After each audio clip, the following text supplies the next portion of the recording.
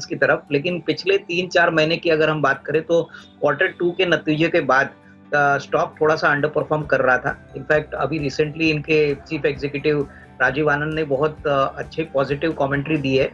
उन्होंने ये भी कहा है कि double digit loan book growth आएगा, और सबसे बड़ी बात, अगर हम आईसीआईसीआई बैंक को कंपेयर करें तो एक्सिस बैंक एक लैगार्ड था, लेकिन अभी जिस प्रकार के नंबर्स क्वार्टर 3 में आएंगे और जिस प्रकार का सेकंड हाफ का आउटलुक दिख रहा है एक्सिस बैंक के लिए, हमको लग रहा है कि काफी बेहतरीन रिस्क रिवॉर्ड अभी इस लेवल से बन सकता है। स्टॉक करीबन 710-712 पे मिल रहा है, मुझे लग रहा है काफी अच्छी लेवल है एंट्री करने के लिए। और अगर कोई 6 to 8 मंथ्स का नजरिया रखता है तो 850-860 का टारगेट कंफर्टेबली पॉसिबल है।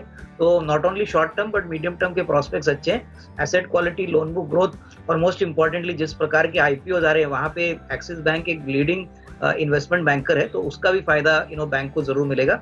तो मेरी तरफ से axis bank for a target price of 860। तो ये है आपके लिए एक्सिस बैंक जिस पर रखनी है नजर।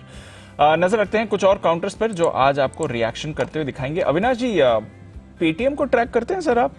लिस्टिंग के बाद ऑफ कोर्स डिसअपॉइंटिंग रहा है, और कल एंकर बुक का लॉक इन खत्म हुआ तो और फर्दर सेलिंग आई। लास्ट टाइम ये 1300-1400 के लेवल से स्टॉक में रिवाइवल आया था।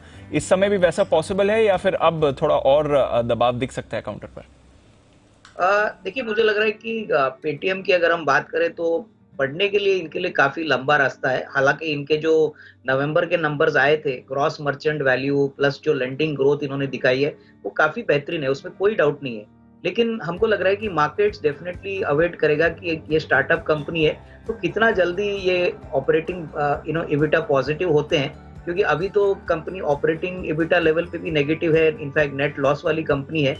और आईपीओ के जो शेयर होल्डर्स है जिन्होंने 2150 में शेयर डाले, उनके लिए शायद थोड़ा सा लंबा समय वेट करना पड़ेगा। मेरी राय में अगर 1200-1250 तक ये स्टॉक आता है तो थोड़ी बहुत खरीदारी हमको करनी चाहिए। हालांकि in the short term stock में बढ़ने में थोड़ी सी दिक्कत रहेगी, but medium to long term में डेफिनेटली एक अच्छा वेल एस्टेब्लिश्ड फिनटेक है। तो लंबी अवधि के लिए 1200-1250 के लिए अगर ये स्टॉक मिलता है तो डेफिनेटली इसमें खरीदारी की जा सकती है। ओके, पर अविनाश जी, सन फार्मा पर आपकी राय? मुझे मालूम है 2 दिन पहले जब लुपिन की खबर आई थी तब भी आपसे चर्चा हो रही थी। सन फार्मा कैसा दिख रहा है? क्योंकि बाजार में एक अनुमान ये भी लगाया जा रहा है कि जिस तरह से लुपिन का यूएसएफडीए इशू कम टाइम में रिजॉल्व कर दिया गया, जो बाकी कंपनीज के यूएसएफडीए इशूज हैं वो भी जल्दी रिजॉल्व होते हुए दिख सकते हैं, शायद ऐसा एक अनुमान लगाया गया है। तो सन फार्मा पर कोई राय आपकी अविनाश जी? देखिए, मुझे लग रहा है कि सन फार्मा में डेफिनेटली जो रुझान है वो पॉजिटिव है, और ये जो न्यूज़ फ्लो आया है, ये नया फंगल इन्फेक्शन के लिए जो प्रोडक्ट उन्होंने लॉन्च किया है, मुझे लग रहा है कि इसमें डेफिनेटली आपको FY22 के फोर्थ क्वार्टर में अच्छी ट्रैक्शन देखने को मिलेगी। सबसे बड़ी बात, क्वार्टर 2 में मैनेजमेंट ने काफी स्ट्रॉन्ग कमेंट्री दी थी उनके स्पेशलिटी बिजनेस पे, और मुझे लग रहा है कि अगर रिस्क रिवॉर्ड की बात करें तो मुझे लग रहा है कि सन फार्मा में अभी भी अच्छा रिस्क रिवॉर्ड है। अगर किसी को खरीदना है तो मैं समझता हूँ अगले 6 से 12 महीने में अच्छी आउट परफॉर्मेंस यहाँ पे मिल सकती है। तो सन फार्मा डेफिनेटली वेल पोजिशनड है, बिजनेस भी काफी लेस वोलेटाइल है, यूएस एफडीए रिलेटेड भी कोई इश्यूज नहीं है, और ये जो नए प्रोडक्ट्स के ट्रिगर्स है ये भी आने वाले साल में यानी FY22-23 में प्ले आउट होंगे। तो मेरे ख्याल से ये डेफिनेटली खरीदने लायक स्टॉक है। अगर लंबी अवधि की बात करें तो मुझे लग रहा है अच्छी खासी अपसाइड मिलेगी। नहीं, मुझे लग रहा है कि देखिए, टू व्हीलर स्पेस में इलेक्ट्रिक व्हीकल्स का जो इंटरेस्ट है वो काफी सिग्निफिकेंटली बढ़ा है, और मुझे लग रहा है कि सारे मैन्युफैक्चरर्स जो आईसी इंजन्स बनाते थे टू व्हीलर्स के सेगमेंट में, अभी डेफिनेटली टेक्नोलॉजी के ऊपर ज्यादा फोकस कर रहे हैं। और ये इसमें कोई डाउट नहीं कि जितने ज्यादा प्रोडक्ट्स आएंगे उतनी ज्यादा वैरायटी और ऑप्शंस कस्टमर्स को मिलेगी, तो कंपटीशन बढ़ेगा तो मार्जिन में जरूर इनको थोड़ा सा हिट जरूर लगेगा। क्योंकि अभी भी अगर कंसेशंस की बात करें तो अभी भी गवर्नमेंट ने कोई बड़ा कंसेशंस इलेक्ट्रिक व्हीकल के लिए अनाउंस नहीं किया। हालांकि टैक्स कंसेशंस थोड़े से बायर्स के लिए अनाउंस किए, तो मेरे ख्याल से आपको देखना पड़ेगा कि प्रोडक्ट कैसा है, कितना ड्यूरेबल है।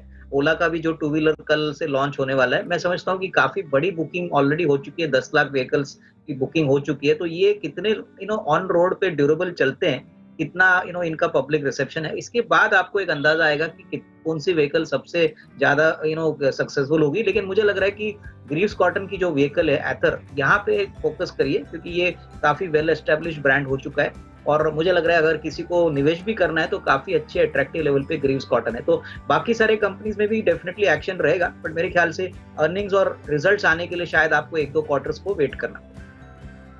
देखिए, मुझे लग रहा है कि मेरे हिसाब से आई थिंक जो इनका ऐप और वॉलेट का जो लॉन्च है वो थोड़ा सा डिले हो चुका है, उसलिए मार्केट्स में थोड़ी सी अनसर्टेनिटी आई है।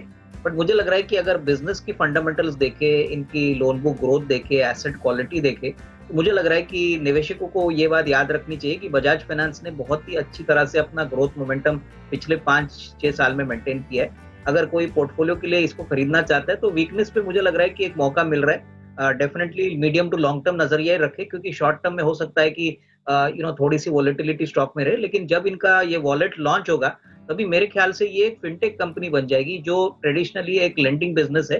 तो ये मेरे ख्याल से काफी बड़ा ट्रिगर कंपनी के लिए साबित होगा। हालांकि पहले 3-6 महीने इनके लिए जरूर चैलेंजिंग होंगे, लेकिन एक बार इनका ये जो फिनटेक का जो अप्रोच है वो अगर सेटल होता है तो इसमें स्केलेबिलिटी बहुत ही सिग्निफिकेंट है और इसमें मैनेजमेंट काफी पॉजिटिव भी है।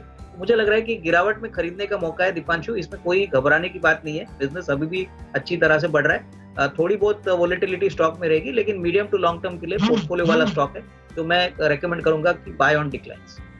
इन्फोसिस पर रखिए नजर। अविनाश जी, स्टर्लिंग एंड विल्सन सोलर जो रिलायंस इसमें हिस्सेदारी खरीदने वाला है उसको सीसीआई से भी मंजूरी मिल गई। वैसे एक प्रोसीजरल डेवलपमेंट है, बट 400 के लेवल पर कोई राय एसडब्ल्यू सोलर पर सर? दीपांशु, मुझे लग रहा है कि देखिए स्टर्लिंग एंड विल्सन में कोई डाउट नहीं कि प्रमोटर चेंज हो गया है और ये डेफिनेटली स्टॉक के लिए और कंपनी के लिए बहुत पॉजिटिव है। रिलायंस ने ऑलरेडी कहा है कि वो सोलर और ग्रीन एनर्जी के ऊपर बहुत ज्यादा एग्रेसिवली फोकस करेंगे। मुझे लग रहा है कि Sterling and Wilson definitely medium to long term में इसका फायदा मिलेगा। शॉर्ट टर्म में कहना मुश्किल है कि कितनी जल्दी ये नंबर्स में रिफ्लेक्ट होता है, बट इस कंपनी की सबसे बड़ी दिक्कत डेट के ऊपर थी जो उन्होंने बाद में हटाई।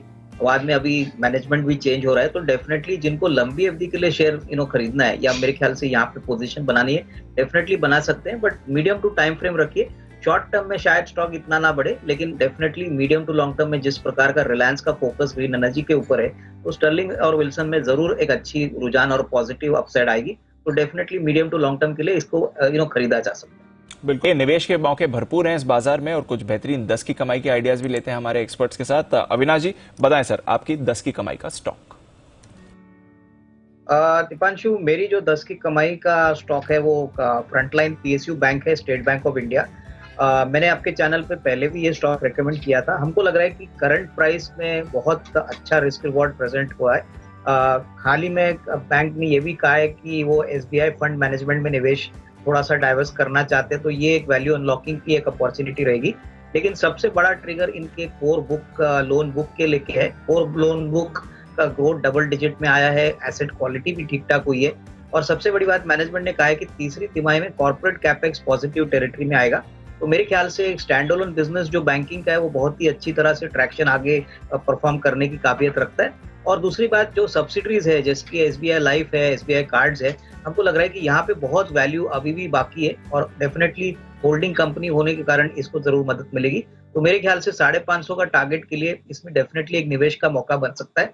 स्टॉक थोड़ा सा सॉफ्ट चल रहा है, ये बेहतरीन मौका होगा एक्यूमुलेट करने के लिए। कम से कम 6 से 8 महीने का नजरिया कोई लेता है तो 550-560 का टारगेट प्राइस पॉसिबल।